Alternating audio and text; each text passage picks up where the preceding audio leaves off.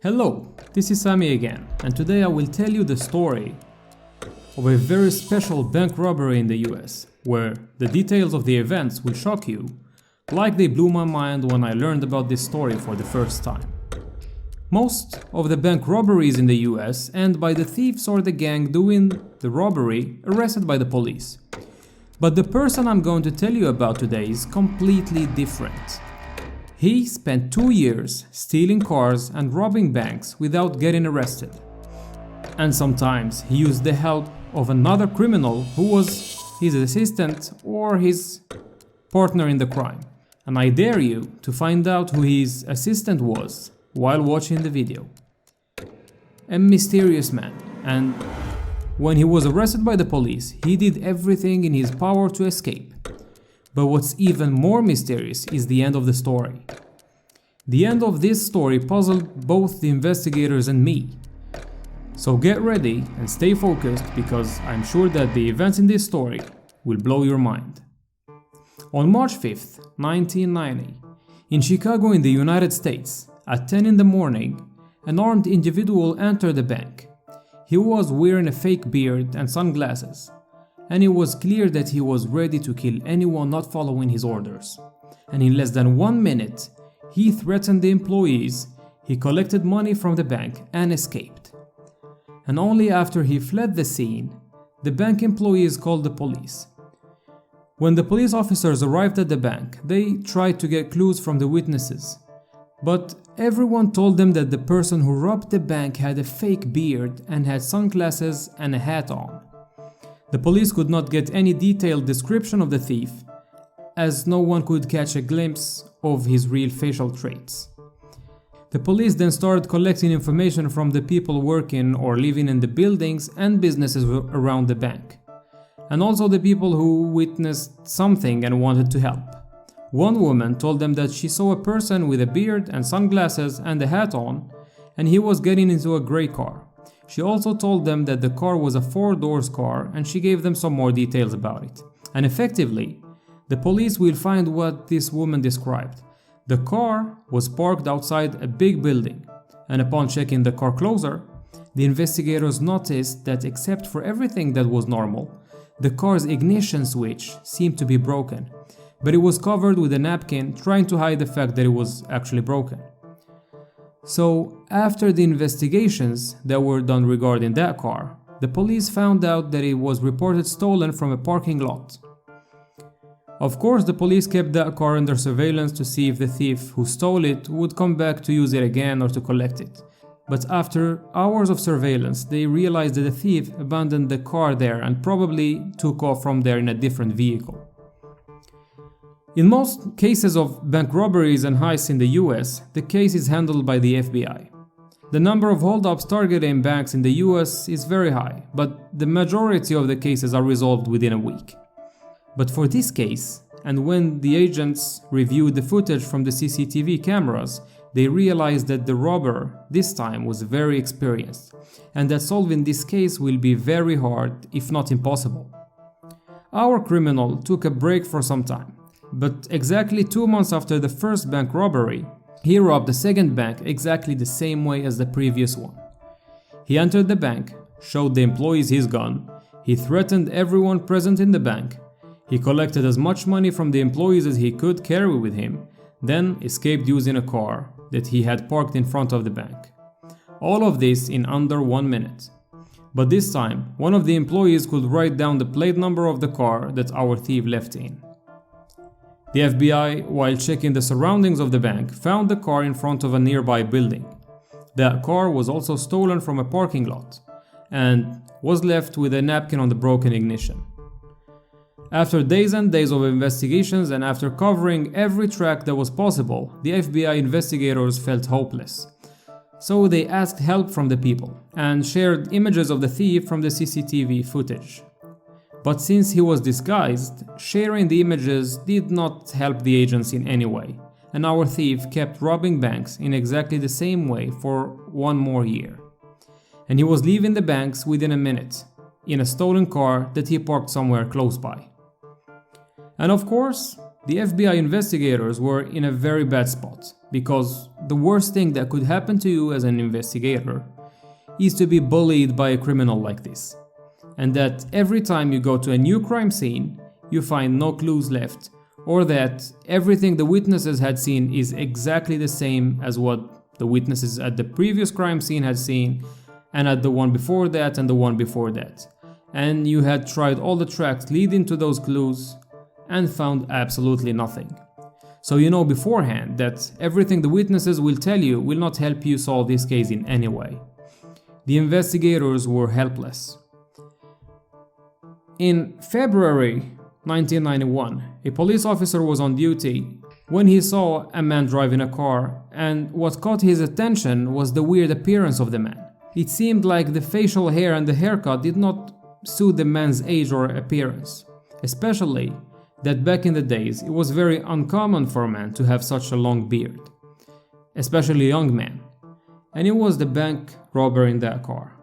So the policeman started chasing the car right away, but our thief did not try to escape. Instead, he stopped in a small street, he got out of the car, carrying an assault rifle, and started shooting at the police car. The police officer started backing off with the car, but one of the bullets could go through the windshield and hit him in the shoulder. The police officer was in pain, he called for backup, but the thief took that opportunity and drove away. The backup units arrived at the shooting scene. The police officer's shoulder was seriously injured, and even if he was in pain, he could remember and tell them all the details about the young man who was shooting at him. He told them the car's plate number and the direction in which the criminal drove away. And effectively, the police found that car abandoned on the side of the road not so far away from there. And that car was also reported stolen 5 days before. And unfortunately, the bank robber escaped from them once again. The FBI deployed many helicopters to cover the whole area and tried to arrest the thief while he is still nearby. The police placed many checkpoints, checking every car hoping they would find him somewhere. After the news of the criminal shooting the police officer, everyone in the city was scared, to the point where many schools nearby had to close that day to avoid any dangerous situations for the students. The police officer told the FBI that he was sure that it was the thief from the bank robberies, as his disguise fit exactly the description given by all the witnesses from the previous robberies. They figured that he maybe planned to rob a bank and was on his way, but failed to do so after being spotted by the police officer and was chased. A little while after that, a woman who was working in a shop located right in front of a bank saw two people wearing fake beards and hats and sunglasses. She was sure it was the robbers. So she called the cops, and the police deployed many units right away to the bank. But they all arrived late. The robbers had already left. When the police arrived at the scene, and especially when knowing that robbers had no problem shooting at police officers, the police were very afraid from starting a shooting inside the bank where hostages might get hurt.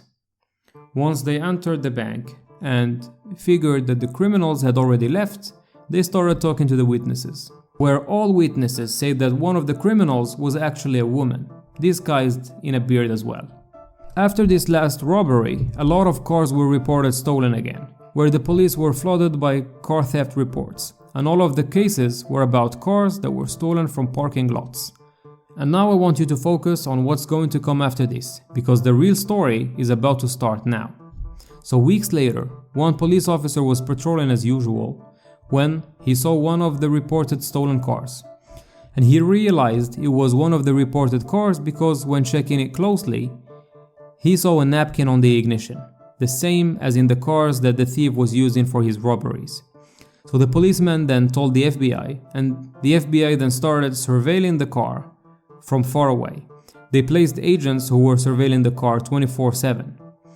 In the meantime, the police found a second car, also stolen and with the ignition hidden by a napkin.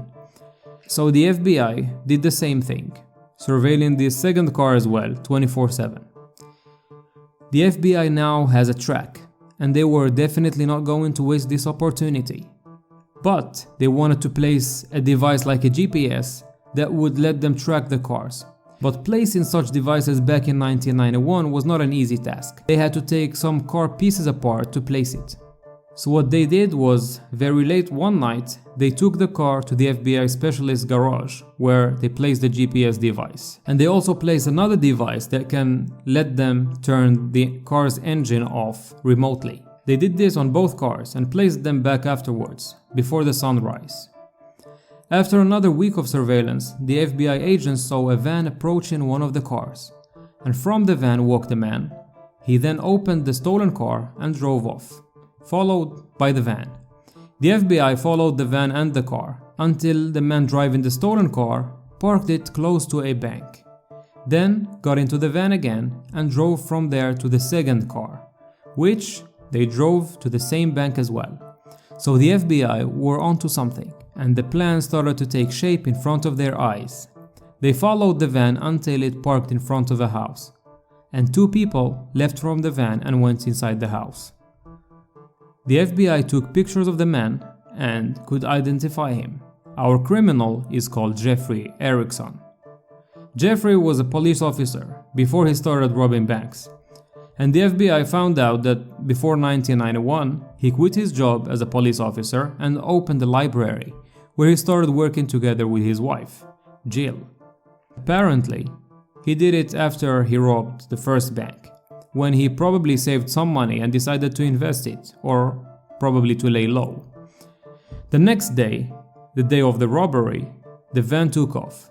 And as soon as Jeffrey got into one of the stolen cars, the police remotely turned the car's engine off, and in a matter of seconds, many FBI and police cars surrounded Jeffrey. And realizing that he could not escape, he surrendered. In the car, he had a bag with him where the FBI agents found he had a gun and a beard, the same one from the robberies. This was enough to prove him guilty.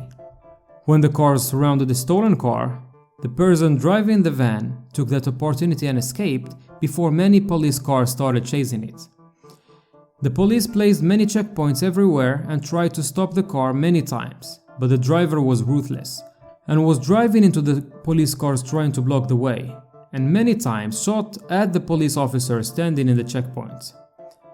The police kept chasing the car until it drove into a small road with a dead end, where the driver had to make a U-turn and drive back, but the police were waiting and blocking the way, and when the driver tried to shoot at them, the police could shoot the criminal in the head, and the criminal was actually Jill Erickson, Jeffrey's wife. It was his assistant who was helping Jeffrey and dressing as a man. After the arrest, the FBI got a warrant for checking Jeffrey's house, where they were shocked by the amount of bullets they found. Jeffrey and his wife had lots and lots of weapons as well.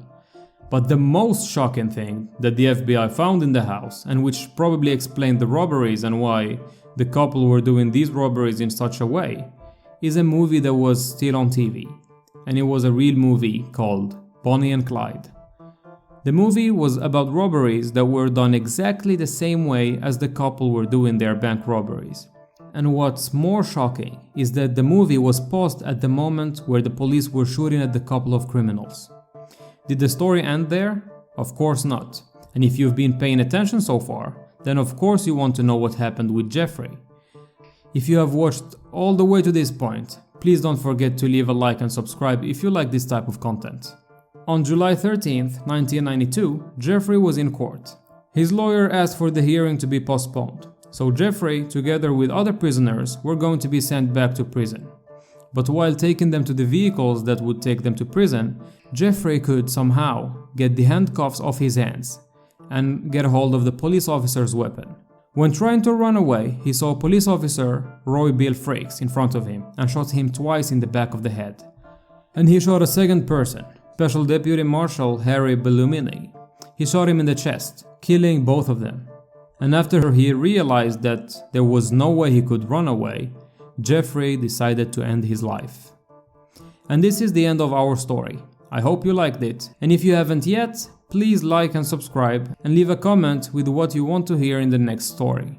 And wait for the next video. I post every Tuesday and Thursday, and sometimes I make a Sunday video. See you in the next one. Peace.